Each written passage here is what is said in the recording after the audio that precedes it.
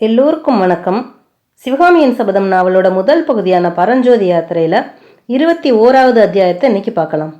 கடந்த பதிவில் 20வது அத்தியாயமான அஜந்தாவின் ரகசியங்களில் புத்த பிஷுவும் ஆயனரும் பரஞ்சோதிய அஜந்தா ஓவியங்களோட ரகசியத்தை அறிந்து வர நாகார்ஜுன மலைக்கு அனுப்ப திட்டமிட்டிருந்ததையும் சிவகாமியிடம் அதை பற்றி கூறுமாறு புத்த பிஷு கூறியதையும் பார்த்தோம். இப்போ 21வது அத்தியாயம் சித்தர்மலை சித்திரம். வாங்க வாசிக்கலாம். 15 விதமான அபிநய பார்வைகளிலே சந்தேகமும் அருவருப்பும் தோன்றும் பார்வையை சிவகாமி புத்த பிஷுவின் மேல் ஒரு கணம் செலுத்திவிட்டு ஆயனரை பார்த்து, இவர்கள் இத்தனை நேரமும் இங்கேதான் இருந்தார்களா என்று கேட்டாள். ஆம் குழந்தாய், புத்தர் சிலைக்கு பின்னால் ஒளிந்திருந்தார்களா? ஆமாம், ஆனால் இதை குறித்து நீ என்னவோ ஏதோ என்று சந்தேகப்பட வேண்டாம். ஆயனர் மேலே சொல்லுவதற்குள்ளே சிவகாமி, புத்த பகவானுடைய சிலைகளை பிரம்மாண்டமாய் செய்வதில் எவ்வளவு உபயோகம் இருக்கிறது என்றாள். அதனாலேதான் மகாயான சித்தாந்தத்தை ஏற்படுத்திய நாகார்ஜுன பிஷுவை நான் போற்றுகிறேன் என்றார் நாகநந்தி.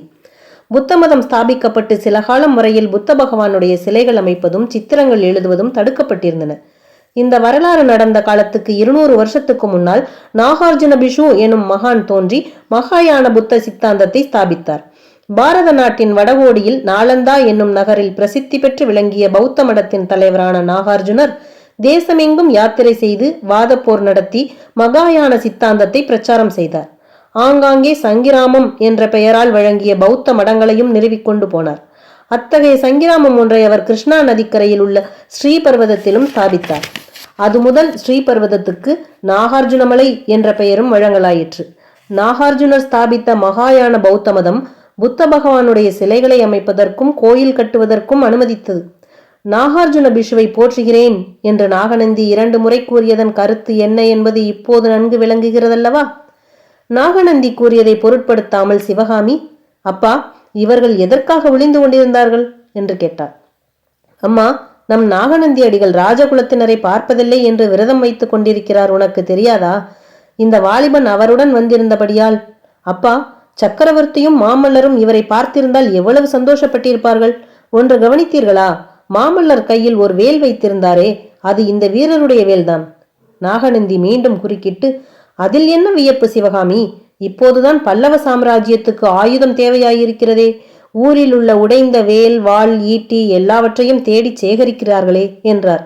சிவகாமி அவரை எரித்து விடுவது போல் பார்த்துவிட்டு, அப்பா, குமார சக்கரவர்த்தி இந்த வீரரிடம் திருப்பிக் கொடுப்பதற்காகவே அந்த வேலை தம் கையில் வைத்திருக்கலாம். சுத்த வீரத்தை பாராட்டுவதில் மாமல்லரை போல் யார் உண்டு? இவரை நீங்கள் சக்கரவர்த்தியின் சமூகத்துக்கு உடனே அழைத்து போக வேண்டும் என்று கூறினாள். ஆயனர் தட்டு தடுமாறி, ஆகட்டும் அம்மா, என் உத்தேசமும் அது. பரஞ்சோதி வடக்கே போய் திரும்பி வந்ததும் சக்கரவர்த்தியிடம் அழைத்து போகிறேன் என்றார். சக்கரவர்த்தி வந்திருந்த சமயத்தில் சிலையின் பின்னால் ஒளிந்திருக்க நேர்ந்த அவமானத்தினாலும் சிவகாமியின் விஷயத்தில் ஏற்பட்ட இயற்கையான சங்கோசத்தினாலும் இத்தனை நேரம் பரஞ்சோதி உள்ளமும் உடலும் குன்றி மௌனமாயிருந்தான். ஆனால் சிவகாமி பரிந்து கூறிய வார்த்தை அவனுடைய ஆன்மாவையும் நாவையும் கட்டியிருந்த தலையை அறுத்த மாதிரி இருந்தது. அவன் சிவகாமியை நன்றியுடன் நோக்கிவிட்டு ஆயனரை பார்த்து, ஐயா, தங்கள் குமாரி சொல்வது உண்மைதான்.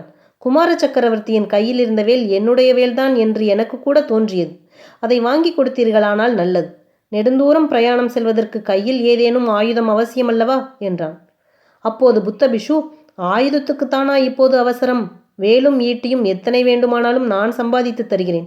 முக்கியமான காரியமாகவில்லையே. குதிரையும் லட்சணையும் கேட்க தவறிவிட்டீர்களே ஆயனரே என்றார். அது என் பொறுப்பு.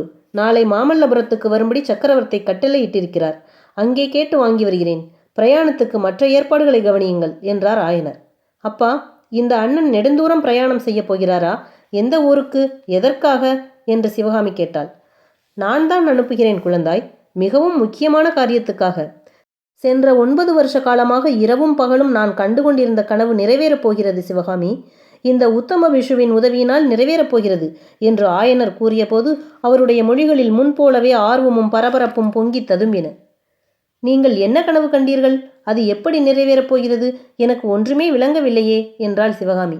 அஜந்தா மலை குகையில் உள்ள அதிசய வர்ண சித்திரங்களை பற்றி உனக்கு பல தடவை சொல்லியிருக்கிறேன் அல்லவா? 500 வருஷம் ஆகியும் அழியாத அந்த வர்ணச்சேர்க்கையின் ரகசியத்தை அறிந்து வருவதற்காகத்தான் இந்த பிள்ளையை, என் அருமை சிநேகிதரின் மருமகனை, வடக்கே அனுப்பப் போகிறேன். 500 வருஷத்து வர்ணமாவது அழியாதிருப்பதாவது எனக்கு நம்பிக்கைப்படவில்லை அப்பா என்று சிவகாமி கூறி சந்தேகமும் அவநம்பிக்கையும் வெளிப்படையாக தோன்றிய பார்வையுடன் பிஷுவை நோக்கினாள். அதை நம்புவது கஷ்டம்தான். முதலில் கேள்விப்பட்ட போது எனக்கும் நம்பிக்கை உண்டாகவில்லை. 500 வருஷம் அழியாத வர்ணம் எப்படி இருக்க முடியும் என்றுதான் எண்ணினேன். நானே கண்ணால் பார்த்த பிறகுதான் நம்பிக்கை உண்டாயிற்று என்றார். ஆயனர் இவ்விதம் கூறியதும் புத்த பிஷுவும் சிவகாமியும் தங்களுடைய வியப்பை ஏக காலத்தில் தெரிவித்துக் கொண்டார்கள். கண்ணால் பார்த்தீர்களா? எப்போது? என்றாள் சிவகாமி. என்னிடம் இத்தனை காலமும் சொல்லவில்லையே. தாங்கள் அஜந்தாவுக்கு போனதுண்டா என்று பிஷு கேட்டார். இல்லை, அஜந்தாவுக்கு போனதில்லை. ஆனால் சித்தர் மலையிலே பார்த்தேன். அடிகளே, தாங்களும் சித்தர் மலைக்கு போய் வந்ததாக சொன்னீர்களே, அங்கே என்னென்ன அதிசயங்களை கண்டீர்கள் என்று ஆயனர் வினவியதும் பிஷுவின் முகத்தில் பிரகாசம் உண்டாயிற்று. ஆ, தெரிகிறது. சித்தர் மலை குகையில் ஜூன தீர்த்தங்கரர்களின் உருவங்கள் அழியா வர்ணம் கொண்டு எழுதியிருப்பதை கண்டேன். குகையின் வாசற்புறத்தில் 2 அப்சர ஸ்திரீகளின் திவ்ய வடிவங்களை பரத சாஸ்திரத்தில் சொல்லிய 2 அபூர்வ அபிநய தோற்றங்களில் பார்த்தேன். அவற்றை எழுதிய மகா சித்திரக்காரர் யாரோ என்று அதிசயித்தேன். யார் என்று தெரிந்ததா சுவாமி? இப்போது தெரிகிறது. அப்பேற்பட்ட தத்ரூபமான ஜீவ வடிவங்களை எழுதக்கூடிய அந்த மகா சித்திரக்காரர் தென்னாட்டிலே ஆயன சிற்பியை தவிர வேறு யார்? ஆமடிகளே, அந்த உருவங்களை எழுதியவன் அடியேன்தான். இன்னும் ஏதாவது விசித்திரத்தை கவனித்தீர்களா? அந்த அப்சர மாதரின் நடன உருவங்கள் இடைக்கு மேலே பிரகாசமாய் நேற்று எழுதியவை போல் விளங்குகின்றன. இடைக்கு கீழே வர்ணம் மங்கி விளக்கமின்றி இருக்கின்றன. ஓ, 9 வருஷ காலத்தில் அதிகமாக மங்கித்தான் இருக்கும் என்றார் ஆயனர். பின்னர் மேற்சொன்ன சித்தர்மலை சித்திரங்களை குறித்து ஆயனர் முன்னும் பின்னுமாக தட்டு தடுமாறி கூறிய வரலாறு பின்வருமாறு. 12 ஆண்டுகளுக்கு முன்னால் மகேந்திர சக்கரவர்த்தி சமண சமயத்தினராய் இருந்த காலத்தில் சோழ மண்டலத்திற்கு அவர் பிரயாணம் செய்தபோது ஆயனரையும் கூட அழைத்து போயிருந்தார். உறையூரில் சோழ மன்னனுடைய உபசாரங்களை பெற்றுக்கொண்டு அங்கிருந்த சித்தர்வாச மலையில் சமண முனிவர்கள் ஏற்படுத்தியிருந்த பிரசித்தி பெற்ற சமணப்பள்ளியை பார்க்க சென்றார். அந்த குகைப்பள்ளியில் தீட்டியிருந்த வர்ண சித்திரங்களை கண்டு சக்கரவர்த்தியும் ஆயனரும் அதிசயித்தனர். சித்தர்மலை பள்ளியிலே மேற்படி ஓவியங்களை தீட்டிய முனிவர் அச்சமயம் அங்கே வாசம் செய்து கொண்டிருந்தார்.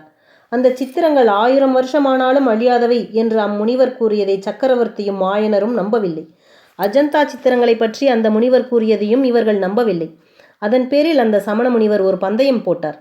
அந்த கோயிலின் வாசலில் ஆயனர் 2 அப்சர மாதரின் நடன தோற்றங்களை எழுத வேண்டும் என்றும், மேற்பாதி உருவங்களை தாம் குழைத்து கொடுக்கும் வர்ணங்களை கொண்டும், இடைக்கு கீழே ஆயனரின் சொந்த வர்ணங்களை கொண்டும் எழுத வேண்டும் என்றும், 3 வருஷம் கழித்து மீண்டும் வந்து பார்த்து தாம் கூறுவது உண்மை என்று நிச்சயிக்கப்பட்டால் ஆயனர் சமண சமயத்தை ஒப்புக்கொள்ள வேண்டும் என்றும் முனிவர் பந்தயத்துக்கு நிபந்தனை விதித்தார். அப்படி ஒப்புக்கொண்டால் மேற்படி வர்ணச்சேர்க்கையின் ரகசியத்தை சொல்லிக் கொடுப்பதாகவும் கூறினார். நிபந்தனையை ஒப்புக்கொண்ட ஆயனர் மேற்சொன்ன 2 கை வர்ணங்களை உபயோகித்து அப்சரமாதர் சித்திரங்களை எழுதினார்.